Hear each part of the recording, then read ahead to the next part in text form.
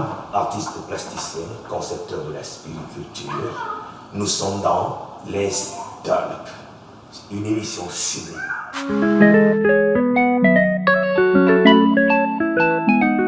Salut à tout le monde, je suis Zakndam, artiste plasticien, concepteur de la spiriculture. La spiriculture, c'est quoi? C'est l'art de contribuer pour bâtir un monde meilleur. Zakndam est né à Fongan, à l'ouest du Cameroun. Zakndam réside à Douala, où il commercialise les objets d'art plastique sous les traces de ses parents, qui étaient marchands et artisans. Zakndam crée ses œuvres d'art à Douala, dans son atelier qui se trouve à Bonapriso. La démarche artistique de Zakndam, c'est la spiriculture. Je reviens sur la spiriculture, qui est l'art de cultiver les vertus dans le jardin mental, sentimental et comportemental pour nourrir les êtres. Vous convenez avec moi que depuis les temps très anciens, les êtres humains ont évolué en développant l'agriculture. L'agriculture, c'est la culture des vivres sur terre pour nourrir les êtres. Et la spiriculture, c'est la culture des vertus dans le jardin mental pour nourrir les êtres. Et les humains souffrent en grande majorité de la crise alimentaire. Je n'ai pas dit alimentaire, parce que la science officielle s'intéresse beaucoup plus à ce qu'elle voit, à ce qu'elle touche. Mais nous, dans la spiriculture, on s'occupe au-delà de ce qu'on voit, de ce qu'on ne voit pas. C'est ça la spiriculture. Bienvenue dans la spiriculture.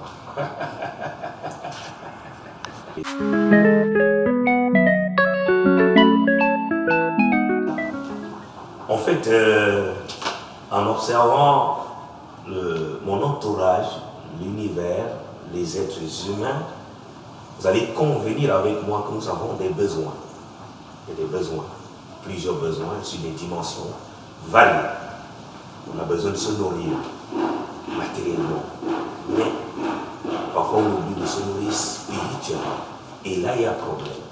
Tu vas voir des gens super riches, dans des maisons, des voitures, mais qui sont sous-alimentés. Quand on va dire ça, vous êtes sous-alimenté, monsieur va dire, mais non, j'ai tout à la portée de moi. Non, non, non. On ne parle pas de l'alimentation physique, biologique, non. L'humain ne dépend pas que de la matière. L'être humain est un esprit en expérience humaine. Nous ne sommes pas que des corps physiques limités dans le temps et dans l'espace. Nous sommes des esprits.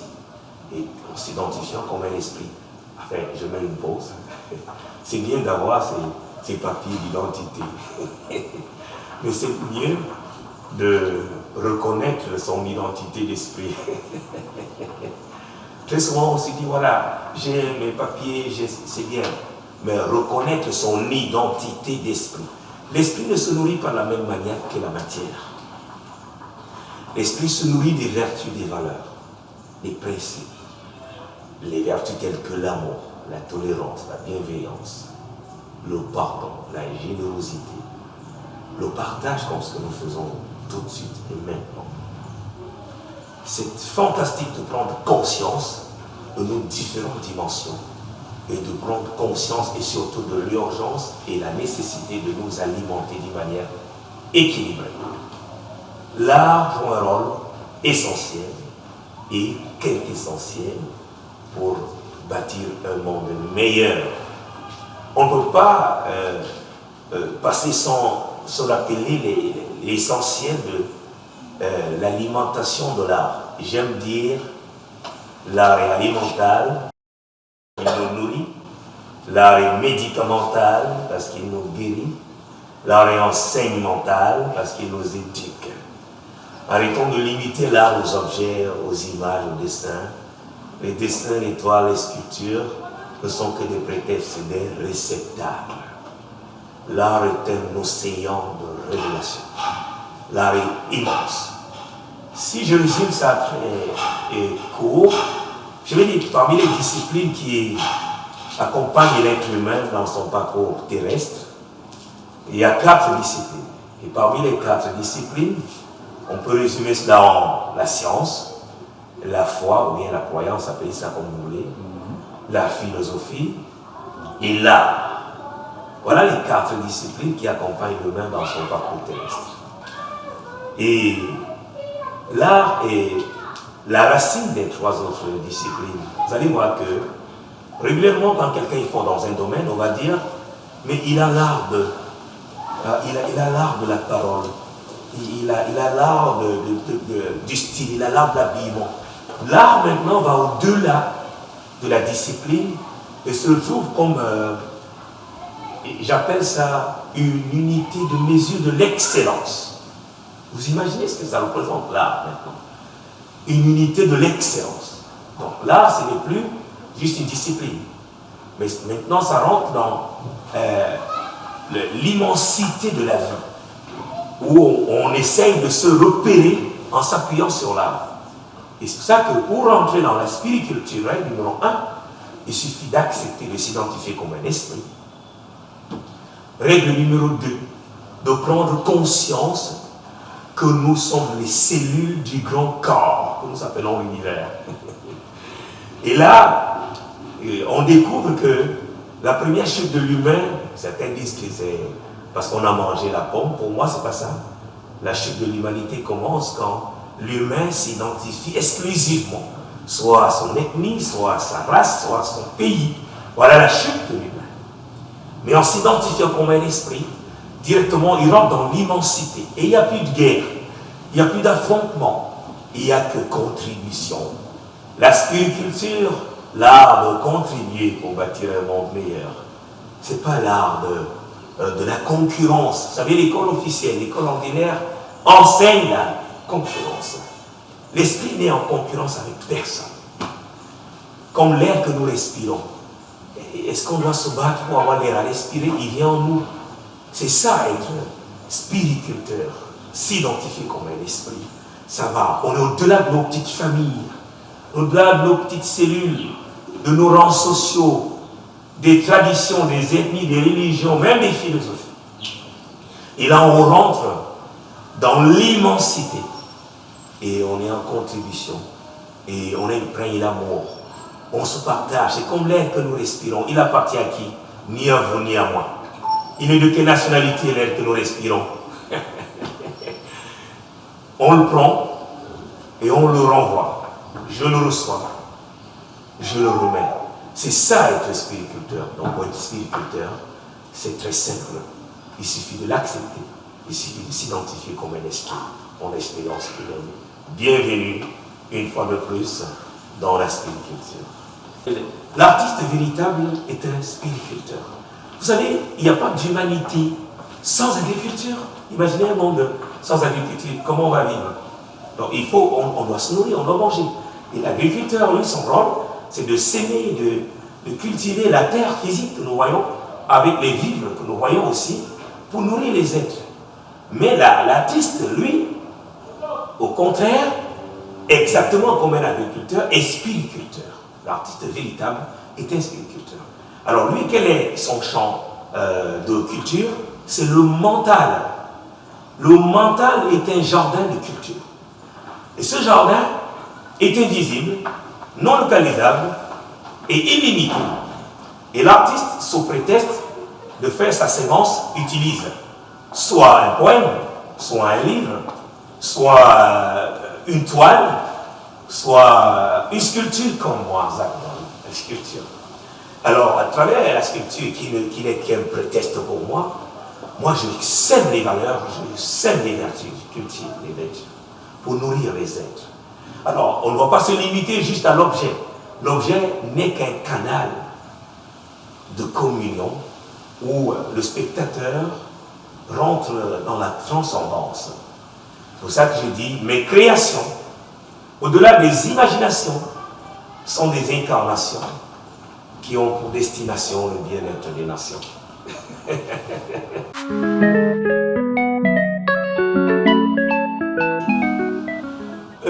C'est magnifique en fait pour moi. Le public, vous savez, le public reste très ouvert. Ça dépend aussi de nous, de comment servir nos menus. Ouais, comme là c'est un menu alimentaire, comment est-ce que nous servons le menu alimentaire, le menu enseignemental, le menu médicamental au public. Voilà. le public, lui, il est disponible, hein. Mais pour la spiriculture, ça, le public a bien accueilli la spiriculture en passant le samedi dernier, le 13 août, samedi passé, j'étais à Fombane, en plein dans le menu alimentaire avec la spiriculture ou dans la délégation de la grande communauté de Manka, qui était dirigée par le chef supérieur. J'ai offert une grande canne à notre communauté qui a décidé à son tour de me mandater avec cette canne qui s'appelle Fiel Fiemé, d'offrir cette canne sacrée au grand roi, Sa Majesté Sultan Bombonjoya Nabil. Tu vois comment le public s'approprie de la spiriculture, parce que c'est un art qui contribue au bien-être de l'humanité. Et le public a besoin de se nourrir. Au-delà de se nourrir physiquement, matériellement, le public a besoin de se nourrir spirituellement. Et la spiriculture, à point nommé, est là pour combler cette crise alimentaire dont parfois les êtres humains en souffrent. Alors donc la spiriculture a été bien accueillie. La preuve, nous voici ensemble, nous partageons avec ce merveilleux public que je respecte, j'adore, et qui sont d'ailleurs des spiriculteurs, puisqu'ils sont déjà en marche pour le jardin de la spiriculture.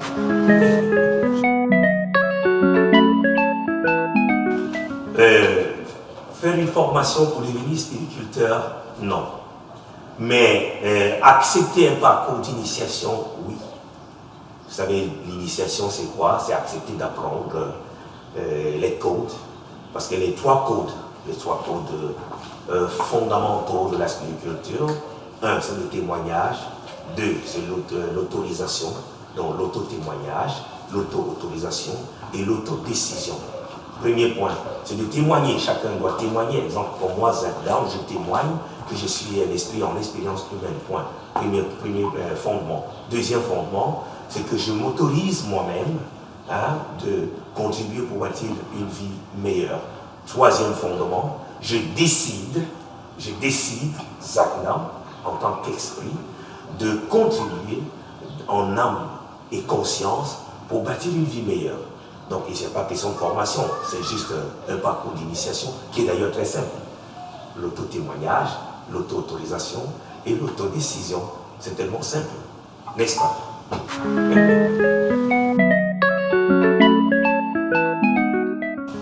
Et comme toujours, je suis en plein dans ma création, je crée, je fais des dessins, je fais des sculptures en bronze, en bois, et j'écris aussi. Et dans mes projets, actuellement, je travaille sur un grand projet, un très grand projet qui s'appelle les empreintes. Les empreintes. Vous savez, nous vivons un monde, une époque où on nous parle de retour des œuvres qui ont été pillées. Oui. Qu'est-ce que nous faisons nous-mêmes actuellement? Quelles sont nos empreintes? Que faisons-nous de nos artistes contemporains? Est-ce qu'on les célèbre? Est-ce qu'on attend leur mort pour commencer à raconter les histoires, les géographies? Voilà. D'accord. Donc moi, je travaille maintenant sur un projet des empreintes. Nous devons apprendre à nous prendre en main, à nous célébrer et à nous célébrer vivants aussi. Parce que on a tendance régulièrement à célébrer ce que j'appelle le culte de la mort. Si tu balances une nouvelle de la mort sur Internet, tu vas voir qu'il y aura beaucoup de réactions. Voilà. Rip, en quelques 100 secondes, 100 rip, 200 rip. Mais quand on balance un événement de joie, ça traîne, les pas traînent. Qu'est-ce qui se passe? Parce qu'à un moment donné, les gens ont choisi le culte de la mort. Autant que moi. Moi, la spiritualité, c'est le culte de la vie. Parce que la vie est éternelle. Et c'est même un voyage éternel. Mais la mort n'est qu'une étape. Parce qu'il ne faut pas voir la mort comme une fin de la vie. Non. La mort, c'est une étape de la vie. Parce que l'esprit ne meurt pas. Donc moi, actuellement, je travaille sur un projet que j'intitule Les Empreintes, où j'interpelle tout le monde à prendre conscience de qui nous sommes, qu'est-ce que chacun d'entre nous fait, ne pas minimiser ce que nous faisons, nous célébrer vivants et travailler surtout avec foi et détermination. Voilà, donc c'est très important pour nous, parce que très souvent, certains Africains ont tendance à faire des choses et à laisser la célébration venant d'ailleurs, ou c'est les autres de l'autre côté, c'est l'Hexagone qui doit venir dire oui, voilà quelqu'un de chez vous qui est très important. Et à partir de cet instant, maintenant, on prend le personnage ou le talent au sérieux. Il est temps que même dans nos familles, dans nos milieux, dans nos associations, dans nos pays, même nos autorités, nous devons apprendre à célébrer nos talents, à les encourager, à les soutenir, et comme ce que vous faites, voilà. Donc, je travaille sur les empreintes et l'essentiel, l'importance des empreintes.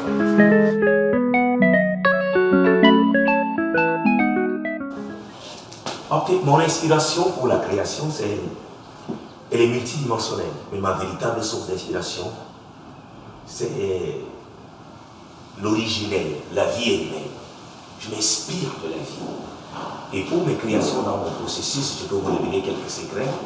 C'est que très souvent, j'effectue des voyages, comme on appelle souvent le voyage astral. Et lors du voyage astral, je reçois des messages. Et souvent, je les écris, je les dessine. Et après, je les matérialise. Mais je reste connecté, je reste en ancrage avec mon entourage, avec l'humanité, avec la vie autour de moi. Voilà, parce que je suis dans un monde. Voilà. Donc, je m'inspire aussi de ce monde global. Voilà ma source d'inspiration. Donc, mon art parle de la vie. Mon art contribue au bien-être de la vie. Voilà, voilà ma source d'inspiration. Voilà, c'est tellement simple.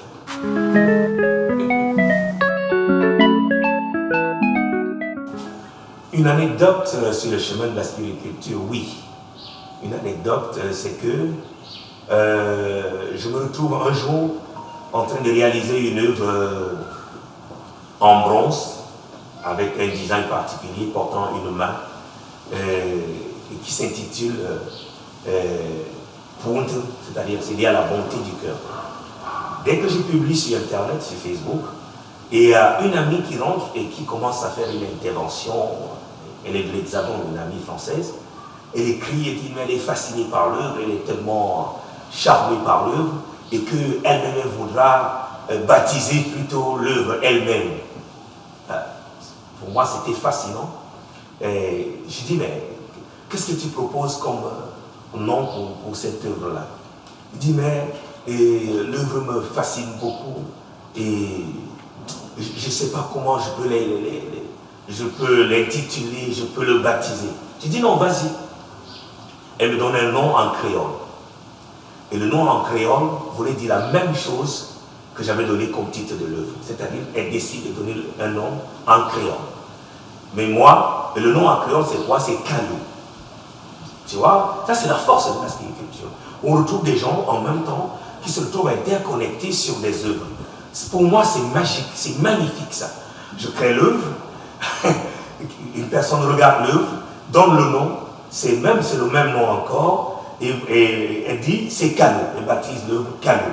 Mais moi j'ai dit l'œuvre c'est Punte, c'est-à-dire tout ce qui est lié à la beauté jolie, la bonté, et dit Kalou. Et j'ai accepté de rebaptiser l'œuvre par le nom qu'elle m'a proposé. Tu vois, c'est cette force du partage. Hein? Parce que dans le mot partage, il y a le mot art qui est très puissant au milieu. Et pour résumer, ce qui me fascine, c'est que au départ était l'art. Partout se trouve l'art. Il n'y a pas de vie sans partage. L'art, c'est le partage. Il n'y a pas de partage sans art. Vous voyez la magie de l'art. Donc, je crée l'œuvre, mais un personnage d'ailleurs rebaptise et j'accepte. Et cette œuvre s'appelle dorénavant Kalou. Et si vous me permettez, deuxième anecdote encore, et qui me fait rentrer dans la loge de la création. Zach Dambari m'a formé pour une visite sacrificielle. Je convoque une réunion de mes enfants que j'adore. Dans la salle à manger, je leur dis, moi je vous aime. Dans la tradition bantou, il est interdit de s'asseoir sur le fauteuil de papa. Mais moi, je vais briser ces règles-là, parce que je vous aime. Quand je suis en voyage, asseyez-vous sur mon fauteuil. Mais quand j'arrive, par respect, pour ne pas rentrer en choc émotionnel avec mes frères ou mes amis qui peuvent venir à la maison, ne vous asseyez pas quand je suis là. Et voilà, la petite réunion, je les embrasse, et juste par amour. Et quand je finis la réunion, voilà le jour de la fête du sacrifice. On est dans la salle à manger encore. Un oiseau sauvage, je vous précise que je suis à Fomban, en pleine ville. Fomban et Maka, le nom de mon quartier, c'est la ville. Un oiseau sauvage rentre par la fenêtre et se pose sur le fauteuil dont je venais d'interdire à la veille. J'ai dit à la veille qu'on ne doit pas s'asseoir quand je suis là, par amour, mais que quand je voyage, au moins, par le pouvoir de l'amour, que les enfants peuvent s'asseoir avec mon épouse. Et voilà l'oiseau qui vient, en ma présence, s'asseoir sur mon fauteuil. Pour moi, c'était une interpellation du monde céleste, du monde divin. J'ai eu la chair de poule, les enfants ont crié pour dire, papa, voilà l'oiseau sur ton fauteuil. Moi, les enfants voyaient l'oiseau, moi je voyais le message divin. Et après, on a mangé, et en plein milieu du voyage astral encore, voilà mes guides spirituels qui m'accompagnent depuis l'âge de 8 ans jusqu'à aujourd'hui. Ils sont venus au nombre de 9 pour me dire, Zach, voilà ce que tu vas faire dorénavant. Tu es un artiste messager. Ils m'ont montré le schéma du trône universel. Je n'étais pas encore créateur là. J'étais juste un vendeur d'art classique, suivant le chemin de mes parents. Ils m'ont montré l'image, le titre de l'œuvre, tout le design, le rôle de l'œuvre, comment l'œuvre doit vivre à l'air libre, même s'il y a une expo quelque part, après l'expo vernissage, on doit mettre l'œuvre à l'extérieur. C'est son parcours initiatique. Voilà la naissance du trône universel. Son rôle, porter tout le monde juste par amour, avec amour et pour l'amour. Et comment il doit vivre? Il doit voyager partout dans le monde. Partout dans le monde. Voilà quelques anecdotes qui m'ont fasciné lors de mon parcours de la spiritualité.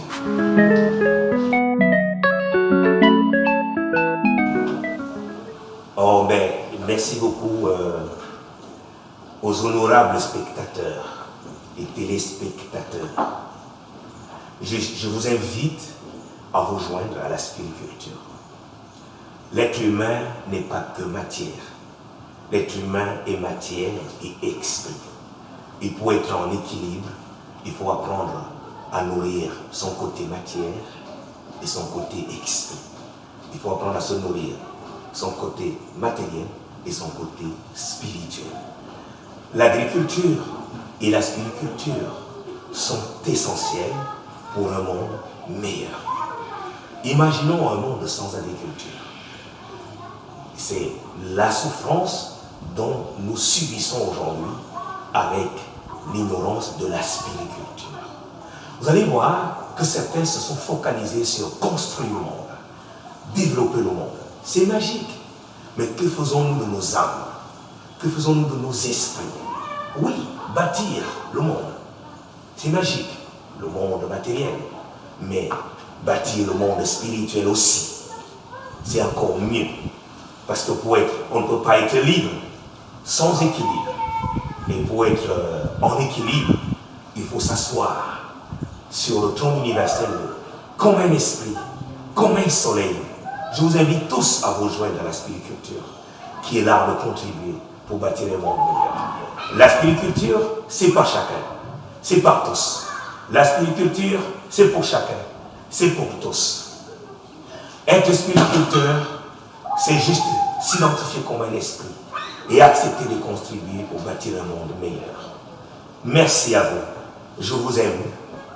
Merci de vous joindre à la spiriculture.